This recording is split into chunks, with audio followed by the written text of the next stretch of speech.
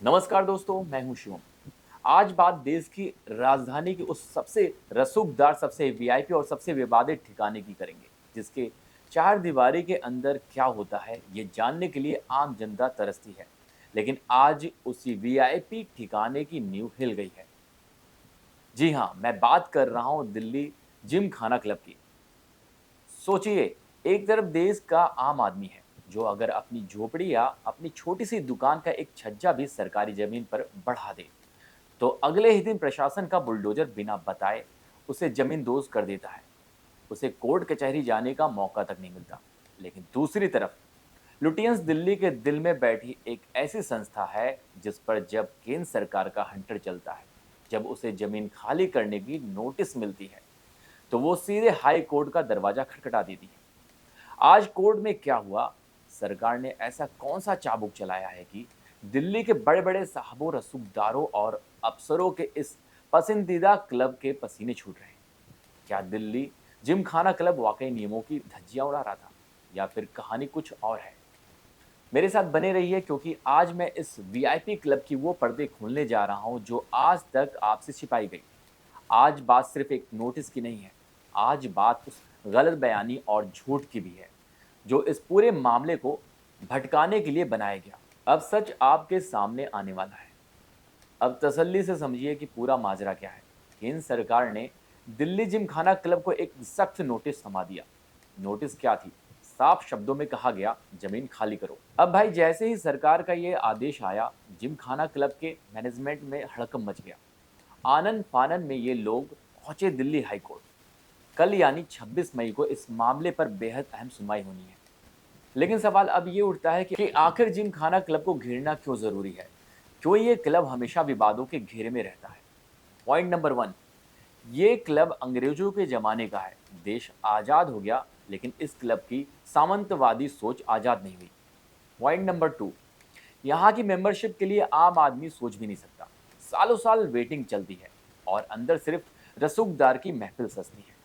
Point number 3, सरकार का आरोप है कि यहाँ लैंड यूज यानी जमीन के इस्तेमाल के लिए नियमों का उल्लंघन हुआ, वित्तीय अनियमितताएं हुई और सरकारी जमीन का व्यावसायिक इस्तेमाल उस तरह से किया गया जो कायदे कानून के खिलाफ है।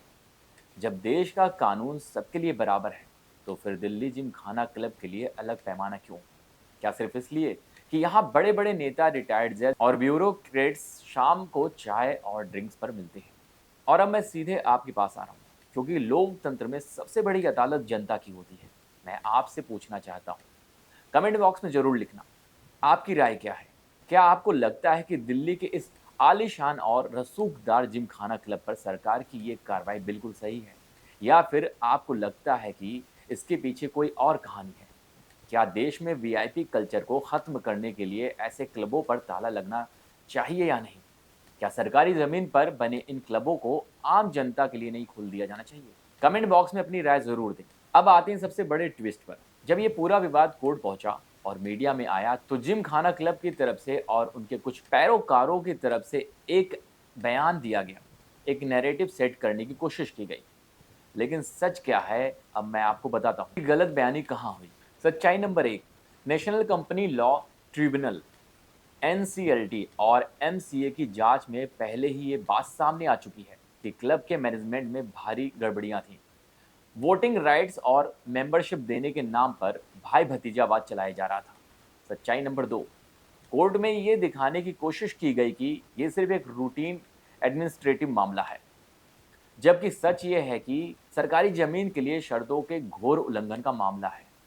सच्चाई नंबर 3, ये गलत बयान फैलाया गया कि इस कार्रवाई से दिल्ली की हेरिटेज को नुकसान पहुंचेगा। अरे भाई, हेरिटेज की आड़ में नियमों को ताक पर रखने के लाइसेंस किसने दे दिया? ये जो झूठ और आधी अधूरी सच्चाई परोस कर कोर्ट में हमदर्दी बटोरने की कोशिश की जा रही है ना, इसे ही कहते हैं गलत बयानी करना।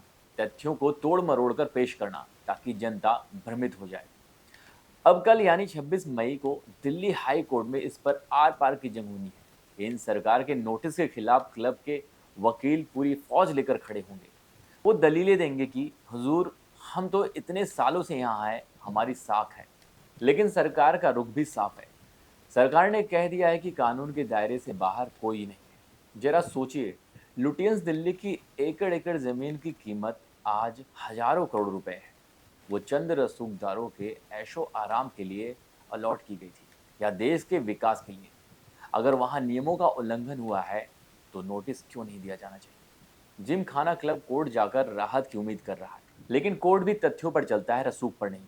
आज का सबसे बड़ा सवाल आपसे पूछता हूँ, दिल्ली जिम खाना क्लब का ये मामला सिर्फ एक क्लब की जमीन का मामला नहीं है, ये इस देश की व्यवस्था की परीक्षा है। क्या हमारा सिस्टम इतना कमजोर है कि वो देश के सबसे रसूखदार लोगों पर भी उस तरह हाथ डाल सके जैसे एक आम नागरिक पर डालता है? कल 26 मई को हाई कोर्ट की पल पल की अपडेट हम आप तक पहुंचाएंगे। देखना होगा कोर्ट इस गलत बयानी और सरकार के इस सख्त नोटिस पर क्या फैसला सुनाता है। कमेंट बॉक्स में कमेंट कर अपनी राय जरूर दें। इस वीडियो को ज़्यादा से ज़्यादा लोगों तक शेयर करें ताकि लोगों को पता चले कि लुटियंस दिल्ली के बंद कमरे में क्या खिचड़ी पक रही थी।